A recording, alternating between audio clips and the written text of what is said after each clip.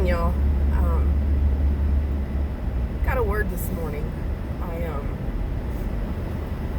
know you can't really see me very well, and that's totally okay because this message isn't even about me. None of this is about me to begin with. It's about Christ. It's all about Him. So I've kind of taken a couple, 3 days away from Facebook. I just get really frustrated watching the things that I see on Facebook, and sometimes I just have to get away and be alone with the Lord and focus on Him for a few days to get my heart, to keep my heart where it needs to be, and to get the spirit of my mind renewed in Jesus Christ. And there are moments that I want somebody to feed me. I don't get fed a whole lot. I don't get to fellowship like I truly desire in my heart. I want to go deeper and deeper into Christ, and it's really hard to find people who want to go there. Or if you find people who want to go there, people who are willing to give their time to dig deep enough to do that, it's getting more and more difficult to find.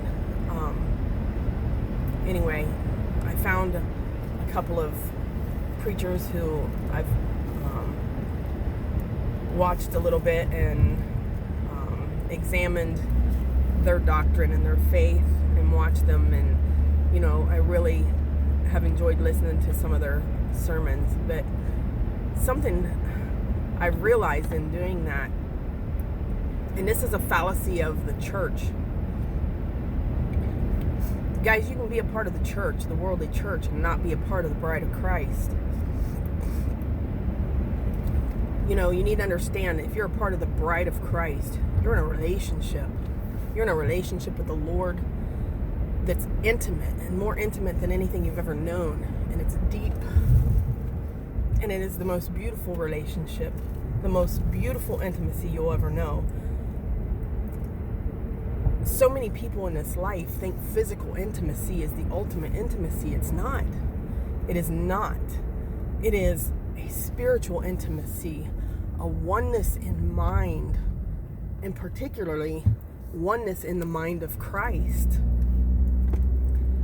When you walk with the Lord, when you walk in that mind of Christ, you walk in His love and His goodness, and you taste it, and you don't want anything else. And listen, when I say that I listened to somebody else for a couple days, that's it. That's all. I don't want any more of that. I mean, don't get me wrong, fellowship. I want fellowship, and I want to be able to talk about the Lord. He is the love of my life. I don't ever want to stop talking about Him. I don't ever want to stop making Him primary focus of everything in my life. Everything. This relationship is like a marriage. It is a marriage. It's a covenant. It's a blood covenant between the bride and her groom.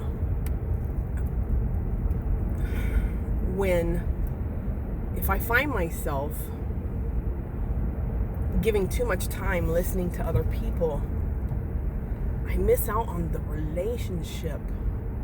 Okay? When you're espoused to Christ, you want Him.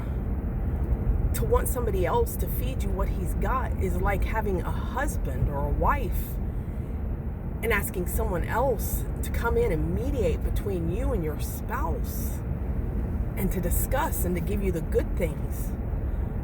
While I love to share what I've got, and while others, I want to hear what they've gotten from the Lord, I don't want that all the time. I want to hear from the Lord myself. He's the love of my life. He's my first love.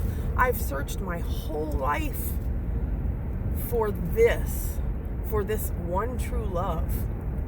And I've searched high and low, and I've been broken trying to find Him. I've found Him. I don't want anybody else coming in between me and Him.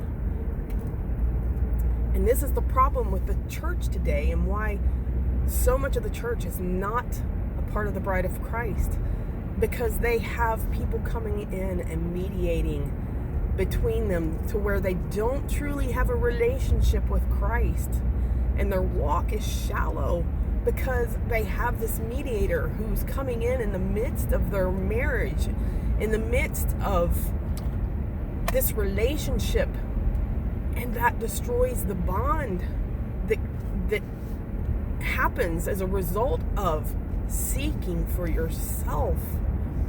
You wouldn't have somebody do that in your marriage. Why do you do that in your relationship with Christ, which is your most important marriage? Adultery, guys, is one of the most heinous acts you can commit against your marriage. It will destroy it, okay? Unless somebody is incredibly forgiving to let it go and to take you back. It is incredibly destructive to the trust that's there. And when you let someone else come in between your relationship with you and Christ, it's the same thing. If you go running after someone else instead of Christ, it's the same thing. It's adultery. This spiritual adultery on the Lord is the most heinous act of adultery you can ever commit. But the thing of it is He's so forgiving. I did it for so long. I did it for so long until I realized who this love was. Until I realized what it was I was looking for all along. And He's gracious and kind and long-suffering to forgive. And once you get it and you get a taste of that love, you're going to follow. You're going to follow.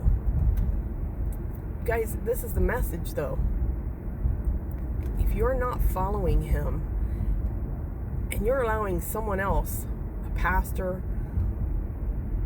to come in between that relationship, and that's what you're counting on for your relationship, you're not a part of the bride. You're not the bride of Christ. The bride of Christ, who loves her husband, follows so closely that nobody else is going to come in between. Nobody. Not your husband, not your children, not a pastor, not a false doctrine, none of it. Because the closer you walk, you're going to see these things. You're going to know what's right. You're going to know what's wrong. You're going to know the truth from the lies. You're going to know the 99.99% true versus the 100% true. You're that little 0.01, when you have that intimacy with Christ and you're of the mind of Christ and you're walking with Him, you're not going to miss those things. And unfortunately, I'm seeing today so much of those who call themselves the church are deceived and believe many things that are not true. Guys, the bride runs after her groom. She runs after him. She will do anything for him. She will submit to him because she loves him so. Think about that today. Guys, we're coming into a lot of spiritually hard things. I can't express this enough, and I say this to just about everybody I see anymore. We need to be praying and fasting at all times. Praying and fasting. Praying and fasting. Fervent prayer. We're going to need it. You're going to need that relationship with the Lord. You're going to need to be walking so deeply with Him in order to come through the things that we're going to go through in our time.